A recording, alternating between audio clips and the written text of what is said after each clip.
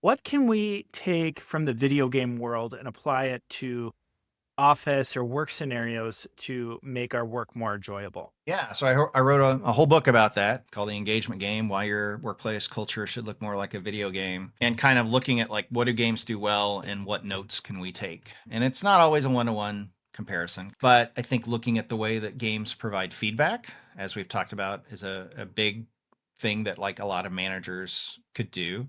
Looking at the way that teams operate and sort of the way that video games encourage teams of people working together to understand what other people's skills are, understand what their role are, understand what their capacity is in that particular moment. That's called like shared mental models in psychology parlance, where you kind of understand like what everybody on your team can do, not only what their skills are, but sort of what they're capable of doing in the moment. And then what are going to be the downstream effects of what you and everybody on your team does and how it affects other people's work. Like that is something that is emphasized in the workplace a lot, especially in team oriented types of jobs where you do have to coordinate with other people.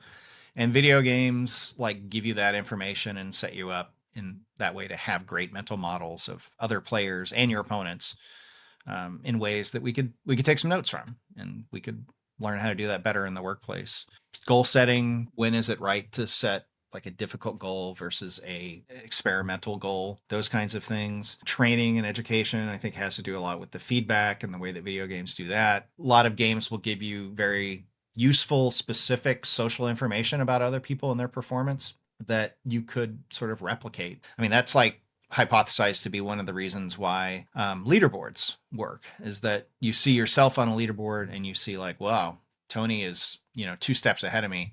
I know I'm better than Tony. So I know that like if I just focus for a little bit, I can beat his score. I can take over his spot on the leaderboard.